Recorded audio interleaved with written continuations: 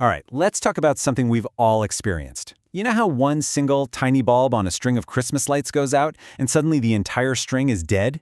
But then, in your kitchen, you can unplug the toaster and the microwave doesn't even flicker? What's up with that? Well, the answer is all about the two basic ways you can wire a circuit: series and parallel. And today, we're going to break it all down. So, welcome to part 18 of our 20-part Introduction to Electricity, brought to you by Virtualization Options LLC. We've been covering the basics, and now we get to see how it all comes together in the real world, in the circuits that are literally all around us. Okay, so back to this mystery. It's a classic, right? One dead bulb, the whole light show is over. But your kitchen appliances, they all seem to mind their own business. How can that be? It all comes down to the big difference between series circuits and parallel circuits. Let's start with those super frustrating Christmas lights. The design that's causing all that trouble, that's what we call a series circuit. The absolute best way to think about a series circuit is to picture beads on a necklace. For electricity to flow, it has to go through every single component, one right after the other. It's a single, continuous loop. There's only one road, no detours, no exits. And you can see it perfectly right here. The current leaves the battery, and it has to go through that first bulb and then through the second bulb before it can get back home. It is a one-way street. Every single part of the circuit is on that same line. So here's what you really need to know about series circuits. First, since there's only one path, the exact same amount of current flows through everything. But here's the catch. The voltage, that electrical push, it gets split up between all the components. And this leads us to its biggest, most fatal flaw. If that single path breaks anywhere, like a bulb burning out, the whole circuit goes down. Game over. The electricity just stops and everything goes dark. So obviously that all-or-nothing system has some problems. So how do we fix it? Well, that brings us to the second type of circuit, which, you'll see, is a much more robust way to build things. And this is the parallel circuit.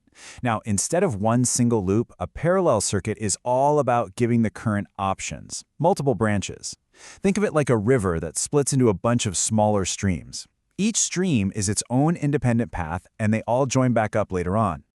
Just look at how different this is. The current flows from the battery, hits a junction, and then it splits. Some of it goes to the first bulb, some goes to the second, some to the third. Every light bulb has its own personal, independent branch, its own little loop back to the power source. And here it is, the aha moment. In a parallel circuit, every single branch gets the full, undivided voltage from the source. The current splits, sure, but if one of those branches breaks, if you unplug the toaster, the other branches could not care less. The microwave just keeps on humming because its path, its own little stream, is still totally complete. Okay, let's put these two head to head. Seeing them side by side is really where it all clicks. This is the heart of it, right here. And there they are. On the left, you've got that single, fragile, all-or-nothing path of the series circuit. And on the right, you've got the independent, flexible branches of the parallel circuit. I mean, you can just see the difference, and that visual tells you everything about why they behave so differently. So let's just nail this down. In a series circuit, you've got one path. That means the current is the same everywhere, but the voltage gets divided. In parallel, you've got multiple paths, so the current divides, but every single branch gets the same full voltage. And that leads directly to the most important point of all, failure. A break in a series circuit, everything dies. A break in a parallel circuit, it only affects that one branch. That is why your house is wired in parallel. Okay, so this is all interesting, but why does it actually matter? Well, because this isn't just some abstract idea from a textbook, this is the invisible blueprint that powers our entire world, from the room you're in right now to the car you drive. Just think about it for a second. You absolutely want your TV, your lights, and your computer to all get the full voltage they need to work properly.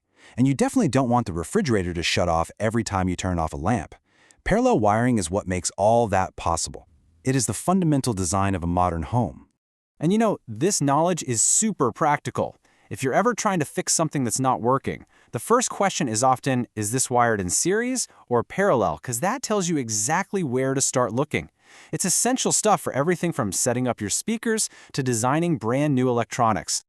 So there you have it, the secret behind why your Christmas lights drive you crazy and your kitchen just works. Now that you can see the difference, I'll leave you with a little challenge.